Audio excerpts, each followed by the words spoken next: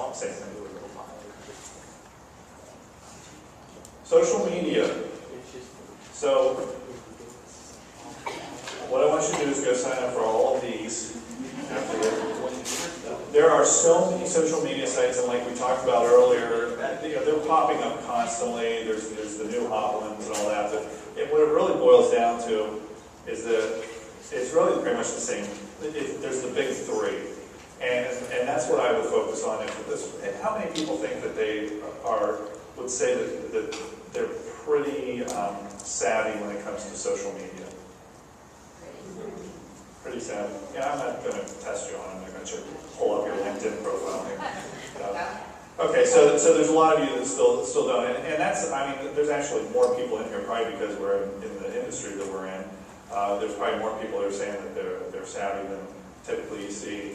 It's going so fast, and it is social media is such a new thing for us that people don't know what to do. They don't know where to spend their time. You can get sucked in, and you can spend every waking moment, which I know I have friends that do, every waking moment on, especially Twitter. It's insane. Some people have 100,000 tweets. 100,000. Do you know how long it takes to do that? They're experts on it, though, because they hit their 10,000 hours very quickly. I get phone calls. So here's the three that I really focus on, and you probably are active with at least two of these somewhat. Facebook, over 400 million users. Last year they were over 300 million. They'd already added another 100 million. Their goal is to get to 1 billion. They're something like the 7th or 8th largest country if you were to count this as population. This would make them like the 7th or 8th largest country in the world. But Chris mentioned it earlier. You can create a fan page on there that's free. It takes you. I created my fan page in 20 minutes. And then I sent out an email to everybody that I knew, and I said, hey, I have a new fan page. And by the second day, I had over 50 people that had signed up for my fan page. And then I have my blog. I do a blog, although I don't do it as often as I probably should. But I have my blog linked to the fan page. So I automatically create content. And that's one of the ways that you can kind of manage your time with these social sites is you can link a lot of them to other ones so that you do it one time and it goes out to it gets posted on multiple sites. You can link your Facebook to Twitter, you can link Twitter to LinkedIn, all that. Speaking of LinkedIn, why? Because your clients and your competitors are there. Best advice is just go, and they've got that little icon that tells you what % complete your profile is, and just go and try and get it as complete as possible. I think mine's 95% complete, and I didn't put my resume on there. That's the only reason.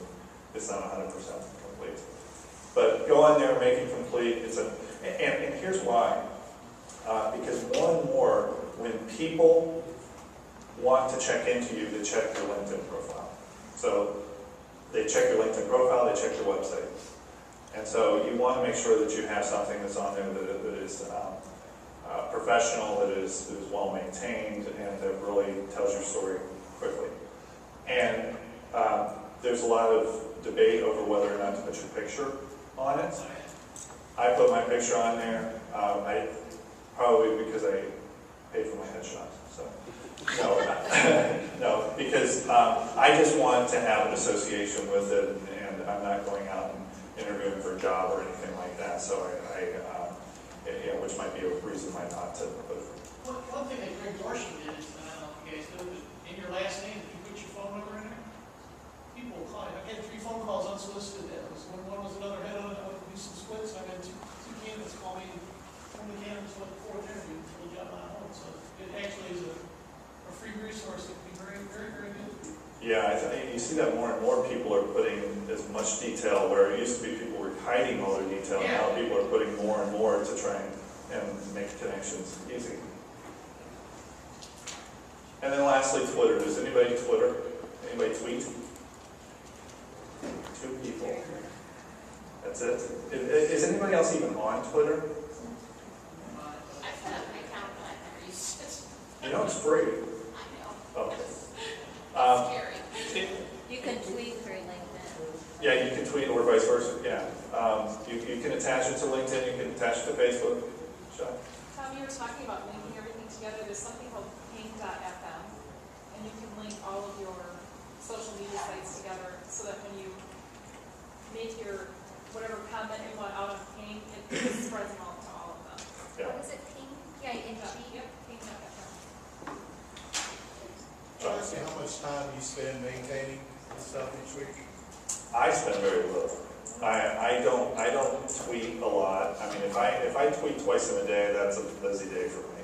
But I just can't think of enough things that anybody would want to hear about in 140 characters. So most of what I do is like when I write my blog, or if I see an interesting article, if I come across something that I think is interesting. Most websites have share.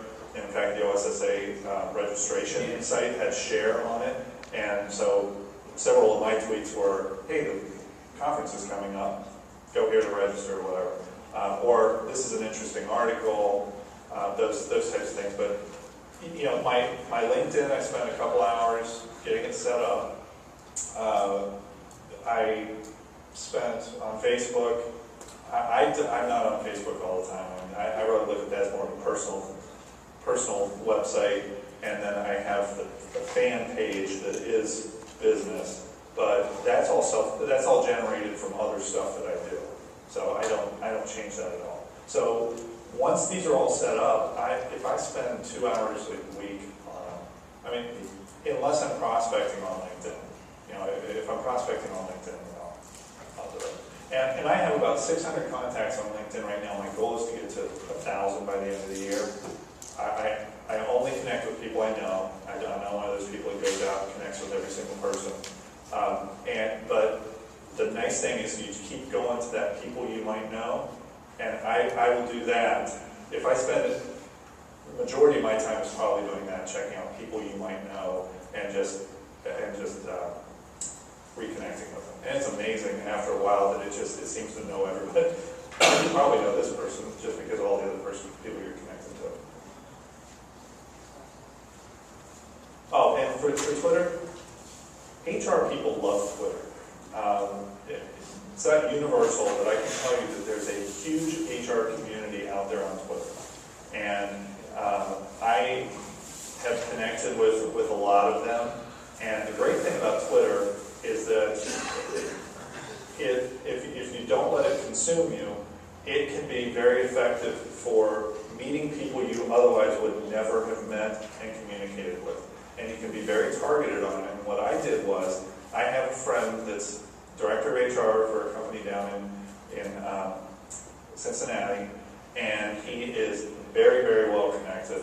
And he's all over Twitter. He probably posts 30 times a day. And I got onto his site, looked at who he's following, and just started following those people. Because I figured if he was following them, and now I did check out their profile and make sure it wasn't like his cousin or something. I don't want to follow his cousin, but and that's how I got on there, and that's how I started to build it up. And then when you start to follow people, people will follow you, and you can kind of build it that way.